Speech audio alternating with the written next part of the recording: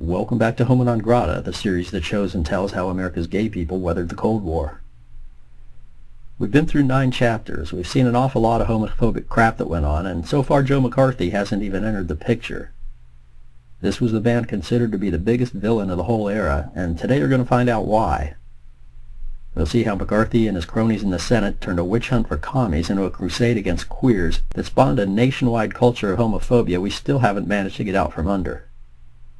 This is nothing new. It's already been covered in detail by a number of authors, but our focus here is a little different.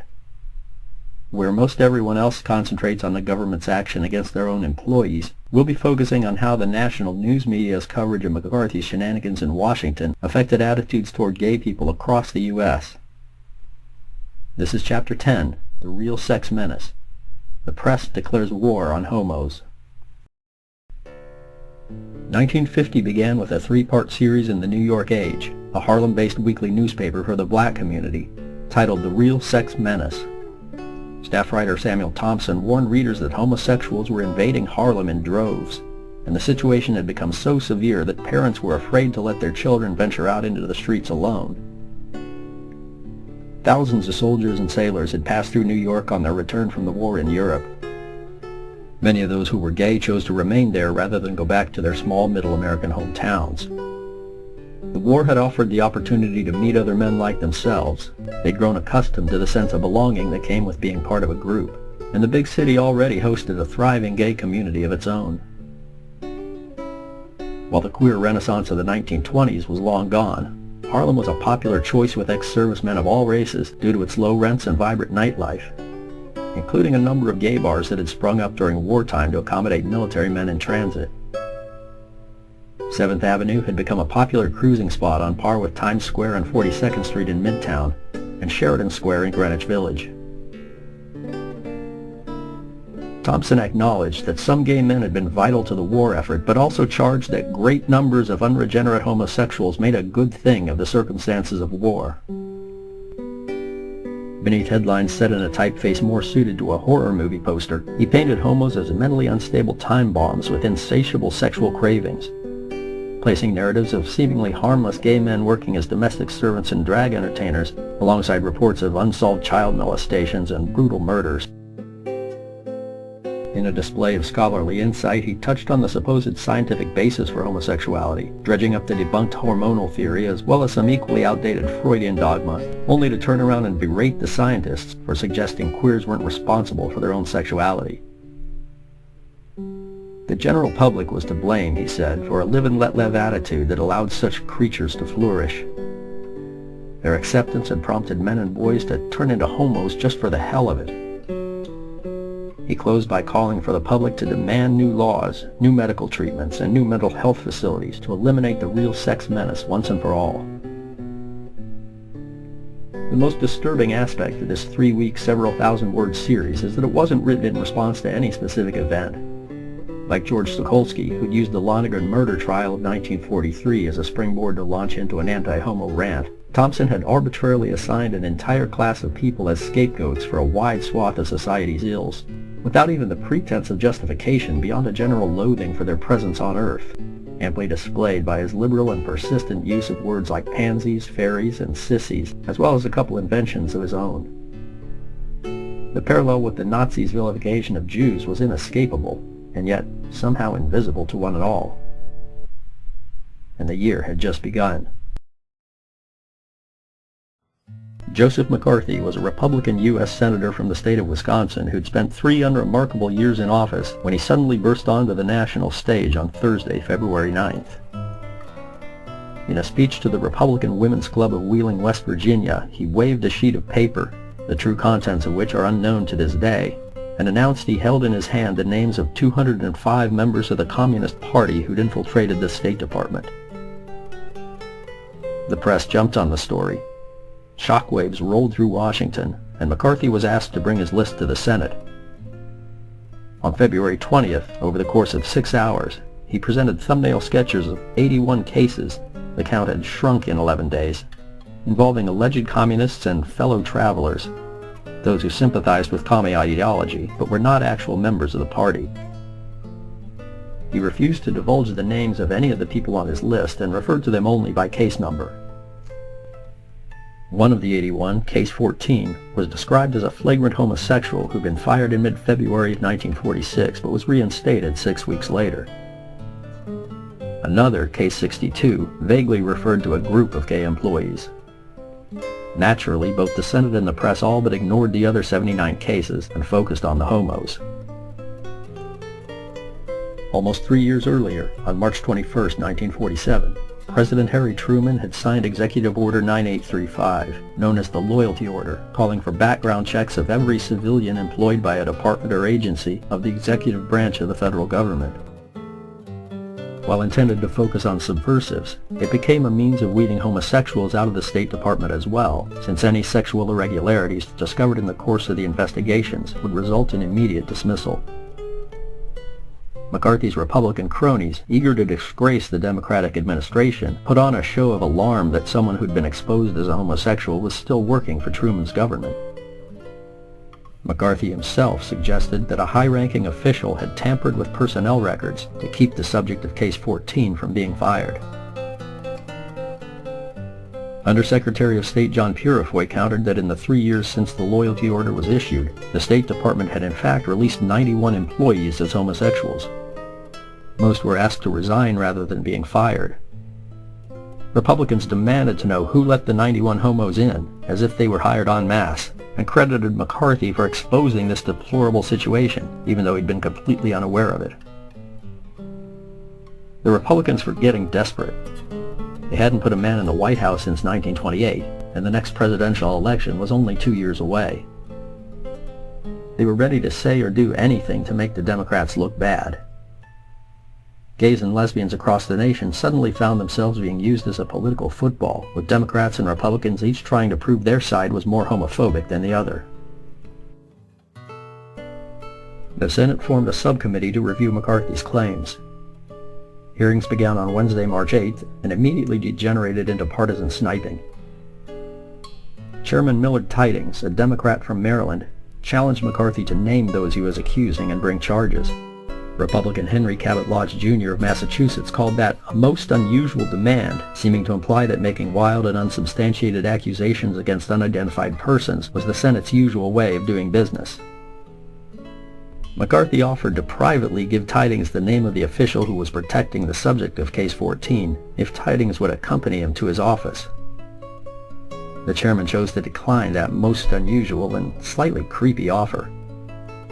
Both sides were acutely aware that the outcome of the hearings would be felt on Election Day, possibly for years to come.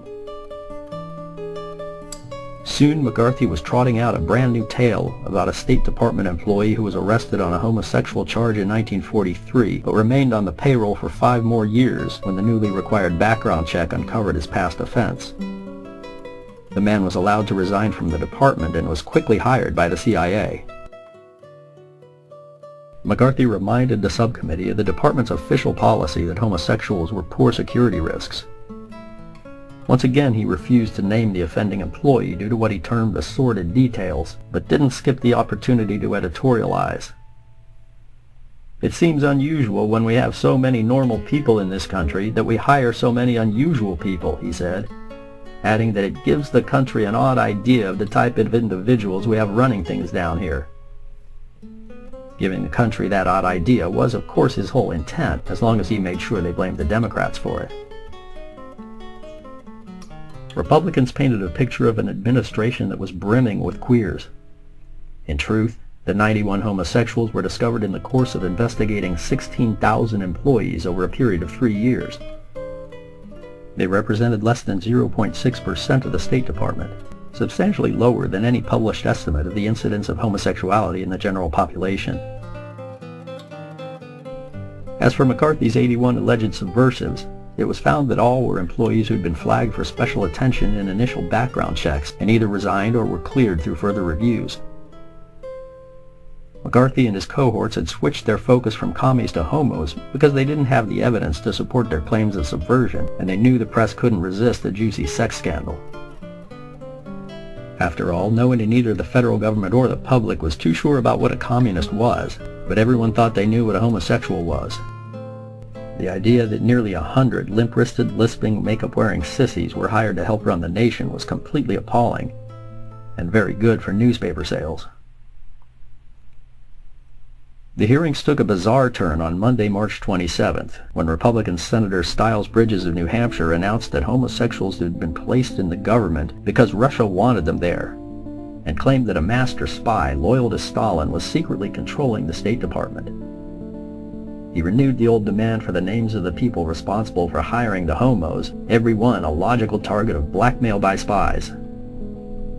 3 weeks later, in his first newsletter of the year to Republican National Committee workers, Chairman Guy George Gabrielson declared, "Perhaps as dangerous as the actual communists are the sexual perverts who have infiltrated our government in recent years."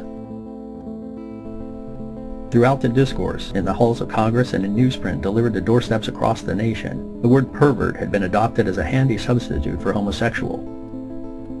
The word was used so often it had become a part of casual conversation, but always with a measure of scorn and derision attached. It served as a warning to mainstream America that homosexuals were dangerously abnormal, and as a constant reminder to gays and lesbians that their wish for acceptance was hopeless. On Friday, May 19th, the Senate heard a report from the Washington, D.C. Metropolitan Police Department that there were believed to be as many as 5,000 homosexuals in the city, most of them federal employees. That figure was surely a gross underestimate. The population of Washington was just over 800,000. The Senate and the press were nonetheless duly horrified. They were even more alarmed to hear that Lafayette Park, across the street from the White House, was a popular cruising spot where at one point 65 men had been arrested soliciting for sex on a single night. Lesbians were dragged into the mess as well when Lieutenant Roy Blick, head of the department's vice squad, told senators a large group of them were working for the government and suggested they'd been lured into homosexual practices as a means of entangling them in the communist underground. A final shock came when it was revealed that some of the 91 homos who'd been bounced from the State Department had been rehired by other government agencies. 13 of these had been discovered so far, 7 had already been terminated, 1 had resigned, and another was still under review. The FBI, under J. Edgar Hoover's direction, had been supplying the names of homos to the Civil Service Commission for years, but without any standard policy in place, it was up to the head of each agency to decide whether to dismiss or retain them as employees. In many cases where national security was not involved, and there were surely no state secrets being handled by the Department of Agriculture, it was maintained without further explanation that homosexuals were simply not suited to government work. Less than 3 weeks later, on Wednesday, June 7th, a resolution was passed by the Senate to make a full and complete study and investigation of the alleged employment by the Department of State and other agencies of the government of homosexuals and other moral perverts, and the preparedness of authorities of the District of Columbia, as well as the authorities of the federal government within the District of Columbia, for the protection of life and property against the threat to security inherent in the employment of such perverts by such departments and agencies. Not only were they looking to expose and remove all sexual perverts from federal employment, but they'd be operating under the premise, with no supporting evidence whatsoever, that homosexuals in government were inherently a danger to life, property, and national security. The Senate subcommittee that would undertake the study was led by Clyde Hoey, a Democrat from North Carolina. 3 other Democrats and 3 Republicans filled out the ranks. It would be a bipartisan effort. Contrary to all appearances, not quite every person in America considered homosexuals to be mentally unstable moral weaklings. In the April 22, 1950 issue of The New Yorker, staff writer Richard Rovere had taken on the phenomenon known as McCarthyism and the disproportionate attention given to sexual orientation. Rovere asserted that publicly exposing homosexuals in government would embarrass those involved without in any way strengthening security, and would create an atmosphere that would make blackmail more likely and potentially more successful. Moreover, given the all too frequent sexual misconduct perpetrated in an excess of normality by straight people, he found it difficult to see why homosexuals should be any more vulnerable to blackmail than non-homosexuals. Dr. Henry Laughlin, secretary of the Washington Psychiatric Society, agreed. Sexual orientation doesn't enter into a person's ability or capacity to do good work, he told reporters. In his opinion, the Hoey Committee's investigation would only threaten the emotional security and mental health of many government employees, both gay and straight, since homosexuals would need to worry about being discovered, and heterosexuals would worry about being mistaken for queers. It seemed an unnecessary hindrance to productivity and efficiency, especially since there was no accepted psychiatric definition of normal sexual behavior. But in the daily newspapers that served as the primary sources of information and framers of public opinion for the nation, homos had become the flavor of the month. The rare voices of reason were buried in a sudden avalanche of sensational news items. An infestation of gay schoolboys in Austin, Texas. A former Notre Dame football star arrested for groping an undercover cop in a downtown LA theater. An Illinois med school professor who treated homosexuals with doses of carbon dioxide gas. A science fiction writer who claimed the ability to cure homosexuality, as well as paranoia, ulcers, arthritis, and poor eyesight, with a new mental therapy called Dianetics. To the general public, most of whom had never knowingly seen a homo in person, the stories they read in the papers described a bizarre and shadowy world of illicit sex, bad medicine, and moral degradation. The occasional letters to editors defending homosexuals had vanished, maybe as a matter of editorial policy, or maybe because readers didn't want to risk making such a statement in public, even anonymously, for fear of being labeled subversive. Liberal papers were no more charitable to perverts than their right-wing counterparts. The Capital Times of Madison, Wisconsin, McCarthy's own home state, was one of the harshest critics of his bullying tactics and blatant lies, but considered sexual deviance to be a serious problem here at the University of Wisconsin and on every other big university campus in the country, obviously recalling the scandal of 2 years before. The paper's founder, William T. Evju, considered one of the leading progressives of the era, blamed the influx of veterans attending college on the GI Bill for the immorality on campus. He noted the rise of a gay subculture following each of the 2 world wars and proposed the theory that military life turns men queer. It never occurred to him that maybe after fighting for their country, killing the enemy, and watching good buddies die at their sides, the men just didn't have any patience left for taking shit over who they slept with. Far worse were the syndicated newspaper columnists who launched into homophobic rants with no restraint, all for the purpose of making waves and establishing their brand.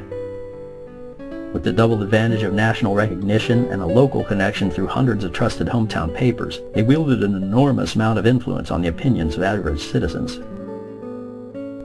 News reports on the homosexual angle had died down by mid-year when the Hoey Committee went into seclusion and the Senate floor returned to relative calm. But the columnists kept hammering away for as long as there was anyone left in America who could be scandalized. Their attacks on gays and lesbians reached a level of viciousness unmatched in any other public venue. George Sokolsky wasted no time in renewing the anti-homo tirade he'd begun during the war. In the meantime, he'd become a McCarthy supporter and close friend of J. Edgar Hoover. Sokolsky thought the public reaction to the 91 homos released by the State Department wasn't nearly large enough. It was something that should have shocked the nation, obviously downplaying the genuine shock that did occur in an attempt to drive moral outrage even higher. A homosexual, in his words, was an ashamed and frightened person, accustomed to secrecy, conspiracy, lying, whose only recourse about being found out was to resign from his job, become a spy, or commit suicide. He wondered aloud how many erroneous policies over the past 17 years of Democratic administration could be traced to highly placed homosexuals acting in the interests of Russian blackmailers. Sokolsky eagerly parroted the rhetoric of Republican senators, demanding to know who let the homos into the State Department, repeating the master spy theory, and accusing President Truman of protecting and even fighting for homosexuals and communists. In a strange column that questioned the masculinity of the entire nation, he expressed dismay at what he termed the public's tolerance of homosexuals. It used to be that if one met one of these creatures, he beat him up and drove him outside the pale, he blustered, clearly challenging his audience to do the same. These were strong words from behind the safety of the printed page. Anyone who'd ever seen a photo with a short, pudgy, soft-looking man would have a difficult time believing he'd ever successfully beaten up anyone, and more likely had grown up on the receiving end. Westbrook Pegler was a rabid critic of all things Democrat that made others seem tame by comparison. He'd publicly lamented that a 1933 assassination attempt on Franklin Roosevelt had missed and hit the wrong man. Pegler jumped into the homosexual debate with both feet, unleashing a load of invective that even Sokolsky wouldn't dare. Of the 91 State Department cases, he wrote that no such percentage of degenerates could be found in any company of human beings outside the Q section of Welfare Island and similar cesspools of depravity, referring to the homosexual ward of New York's Metropolitan Hospital. As the scandal progressed, Pegler grew more and more venomous, writing it is common knowledge that such persons have psychic ways of seeking each other out. They flock together and are secretive and without honor. They are not beneath shame, however, and this makes them the more dangerous in positions of trust and delicacy in the government. Soon he was declaring homosexuals to be not only vulnerable to blackmail, but full-blown communist sympathizers, using simple but hopelessly flawed logic. Homos are immoral. Commies are immoral. Therefore, homos prefer commies who tolerate their immoral ways. Didn't seem to matter that sexual relations between males were against the law in the Soviet Union just as they were in the US, or that the American Communist Party did not accept homos as members. Finally, Pegler pronounced homosexuals to be even worse than communists. It changes the mentality, blurs morality and the outlook, not only on sex but on life, ideals, principles, and scruples. It is a cancer. Unfortunately, the right-wing pundits didn't have a monopoly on homophobia. Robert C. Ruark, a popular social commentator known for a balanced, common-sense approach, rarely took sides in political debates, but loved to wade into the middle of a controversy. To his credit, he pointed out there was a difference between homosexuals and perverts, and treated them as separate entities, something no other major media figure had done. Beyond that, however, he trod very familiar ground. In his view, most queers eventually acquire a tendency to hysteria, which means they blow their tops in times of stress. The old myth of mental instability. Upon being discovered, a homo had three choices. He could kill himself, kill his discoverer, or submit to blackmail, basically echoing Sokolsky but with murder replacing the option of running away. After a bit more well-worn angst over risk to security and abnormal behavior, he presented his bottom line. You can say that the queer ones are pathetic and deserve a right to pursue happiness in most businesses, but you don't need them in positions of heavy trust. The pundits were read not only by the general public, but by lawmakers too, who even allowed them to influence policy. In March, soon after the scandal first broke, it was a Robert Ruark column that had spurred Representative Claire Hoffman to demand a congressional investigation of perverts in government. Ruark had written of meeting a homosexual employee of the U.S. Foreign Service on a voyage to Africa some time back. Almost certainly this was during his service in the Merchant Marines more than a decade before. He was disgusted that the man made no secret of his sexuality and proclaimed him an easy mark for blackmail. Neither Ruark nor Hoffman seemed to comprehend that since the man was openly gay, there was nothing he could be blackmailed for, until the Truman administration began throwing gay men out the door. It's worth noting that throughout the State Department's homosexual crisis, at no point did any of these self-proclaimed experts quote biblical scripture or invoke religion in any way. They didn't need to. Homosexuality was seen as a bad and immoral thing, period. It was no more necessary to quote Leviticus as proof that same-sex relations were wrong than it was to quote the Ten Commandments as proof that murder was wrong. On Friday, December 15th, the Hoey Committee released its report on the employment of homosexuals and other sex perverts in government. Their conclusions were harsh but hardly surprising. The State Department was said to have mishandled the 91 homosexual employees by allowing them to resign instead of firing them, and by failing to bar them from other federal jobs. Although no such employee of the U.S. government had ever been accused of selling or giving away secrets to the enemy in order to protect himself or herself from exposure, it was taken for granted, based on the opinions of U.S. intelligence agencies, that homosexuals were poor security risks. The lack of emotional stability which is found in most sex perverts and the weakness of their moral fiber makes them susceptible to the blandishments of foreign espionage agents. The committee's recommendation was that homosexuals be prohibited from federal employment completely, not only in areas where security was an issue, but in all branches of government, from the military to the post office. There is no place in the United States government for persons who violate the laws or the accepted standards of morality, or who otherwise bring disrepute to the federal service by infamous or scandalous personal conduct, began the concluding paragraphs. This statement formed the basis of Truman's policy for the rest of his presidential term, as well as the next president's. Shortly after his inauguration in early 1953, Dwight D. Eisenhower issued Executive Order 10450, which included a complete ban of homosexuals not only in federal employment but in any private company that contracted to the federal government for work requiring a security clearance. From the beginning of Truman's loyalty order to the end of his term in office, 425 homosexuals had been removed from government employment. During Eisenhower's 8 years in office, jobs would be lost by thousands more. 1950 ended the same way it began, with a feature article in the New York Age. While virtually everything that could be said about homosexuals had already been said many times over during the course of the year, the headline marked a historic first. New York's gay men. Society's strays are all alone. The word gay had been coyly inserted into press reports of the subculture from time to time, dating back to the 1930s. This appears to be the very first time its homosexual connotation was brought fully out of the closet and explained to readers by a major American publication. The Age's reporter thought it an odd word to use for people who lived in a world of hate and mockery, but understood that to the community it was much better than the usual slurs. As one homosexual pointed out, "No matter which way one says gay, it can't sound anything but nice." Well, at least until the straights got hold of it. This time there was no alarm sounded about homos invading Harlem and preying on children.